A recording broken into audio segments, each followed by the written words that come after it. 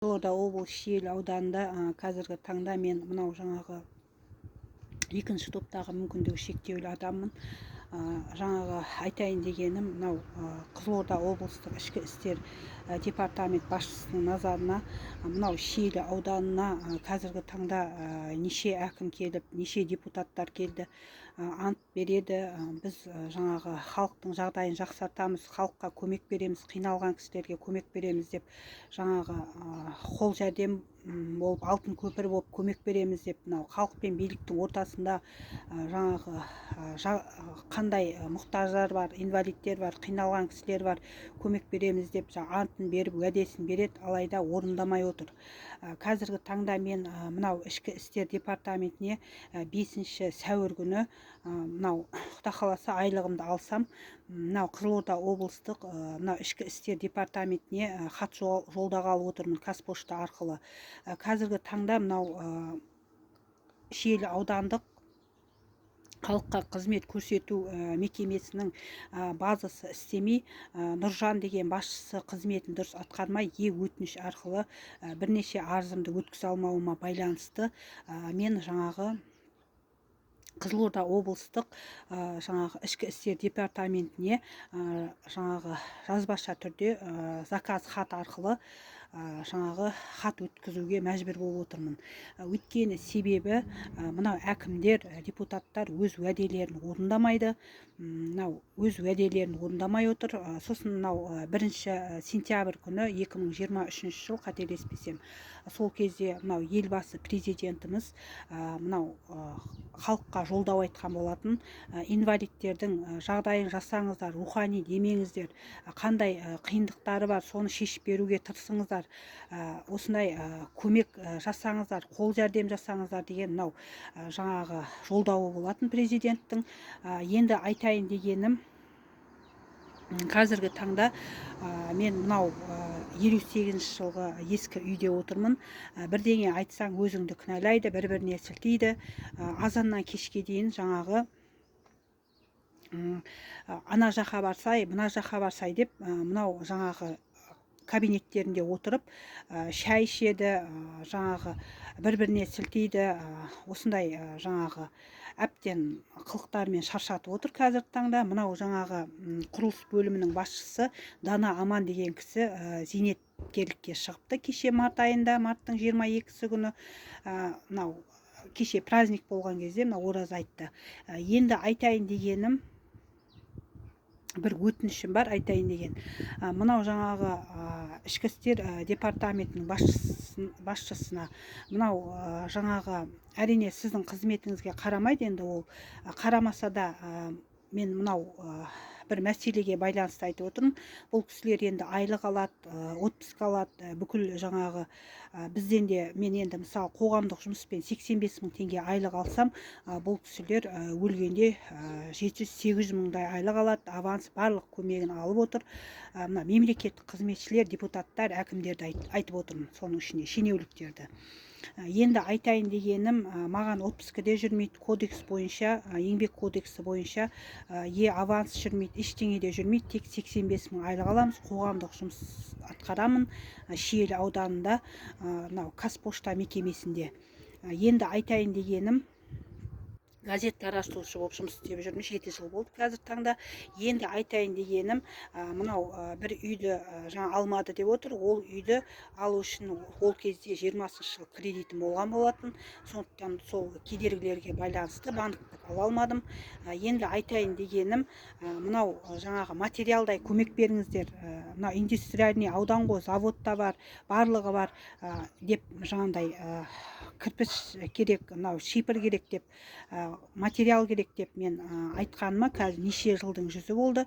Осы менен 20 жылдан бастап 4 әкім ауысты. Алдында да жаңағы Мақұлбеков деген, фамилияларын атап айтайын, Мақұлбеков, сосын Ахатов деген кісі келді, Мүбәрәков деген кісілер келді. Міне ештеңе бітіріп отқан жоқ. Міне қазір 4-ші әкім келіп отыр. Енді айтайын дегенім, міне сол жартас, міне мына үйімнің жағдайы мынандай, міне көріп отырсыздар, міне бітпеген күйі қалды. Міне үйдің жағдайы, міне көріп отырсыздар, міне бітпеген күйі қалып отыр үйдің жағдайы. Міне міне. Енді осыға материал сұрасам, екінші топтағы инвалидпін деп материал сұрасам, жандай бір-біріне сілтеп, материал да жоқ, басқа да жоқ, бір қаражат бөлінбеді дейді. Ол қандай қаражат екенін мен түсінсем бұйырмасын. Енді осы мәселе бойынша мен жаңағы ішкі істер бөліміне бардым, Шиелі аудандық.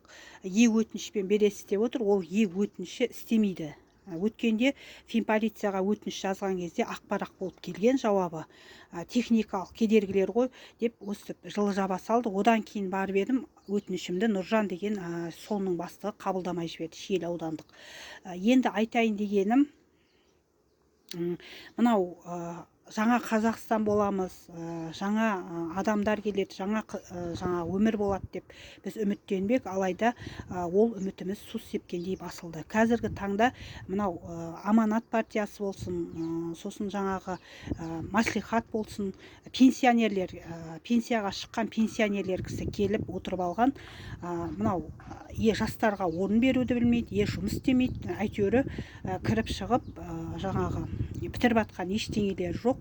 Сосын мынау мекемелердің барлығы Рушестің мынау бойындағы мынау трассаға көшіп жатыр. Мынау прокуратурада көшкен, сонда көшкен, пенсионныйда көшкен, барлығы көшіп жатыр қазір таңда. Енді айтайын дегенім, ардагерлер үйі де көшіп кетті, мынау Рушеске. Енді айтайын дегенім, бұл жаңағы қызметке келеді, алайда мына мансабы көтеріледі. Қызылорда облыстық акиматы болсын, жаңа жан-жақтағы мекемелерге Қызылорда облысына көтеріледі, мансабы көтеріледі жаңағы. Одан кейін уже сайланып алады, содан кейін қол болғап танымай кетеді халықты.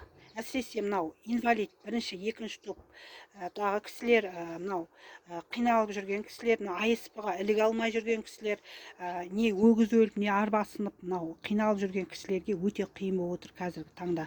Енді айтайын дегенім, мынау жаңағы уәдесін беріп, орындамай, айлығын алып, отпускасын алып, жаңағы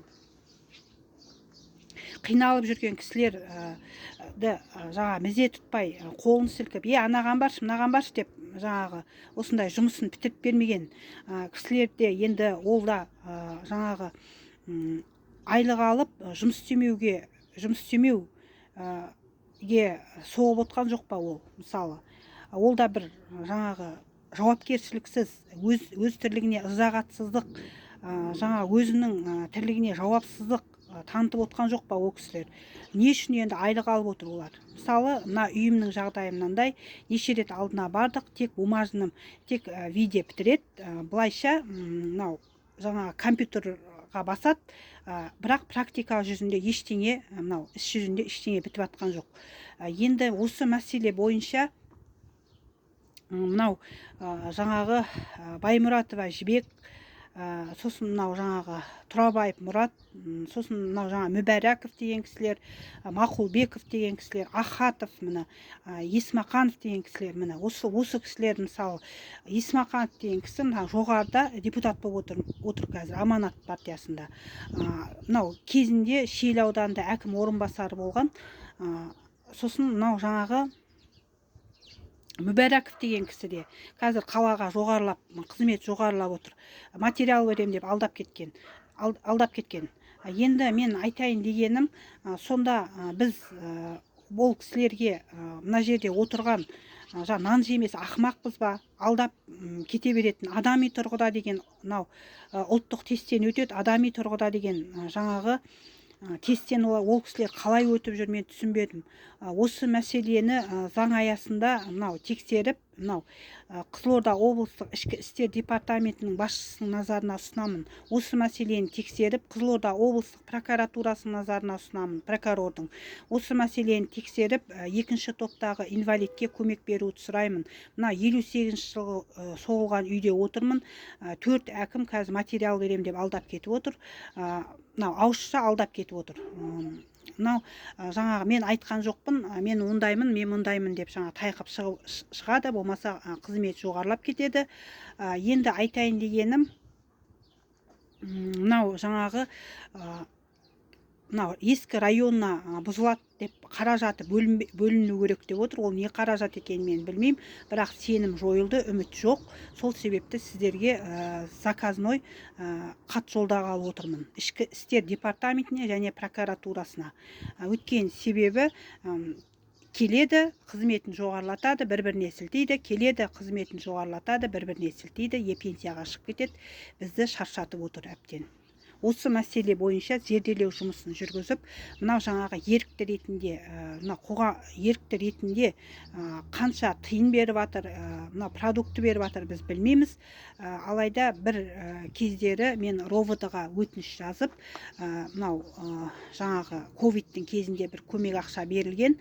Сосын жаңағы Қытай азаматы басшысы мына цемент заводта ауданда планшет берген. Алайда соны мен арызданып жүріп зорға деп алдым, өз басым зорға деп алдым, арызданып жүріп. Арызданбай, қудаламай ештеңе бермейді бұл жерде. Міне осындай мәселелер болып отыр. Бір рет мына велосипед таратты, ол кезде де мына районына тарапынан берген жоқ велосипедті, ерікті ретінде тізімге қосқан жоқ. Біз сұл жетімдерге, жартылай жетімдерге бердік деді да, жылы күйінше оның біз документін көріп атқан жоқпыз. Осы мәселеге зерделеу жұмыстарын жүргізіп, инвалидтерге, мұқтаж отбасыларға көмек беруді сұраймын. Мына ішкі істер департаментінің басшысының назарына құлақ қағыз.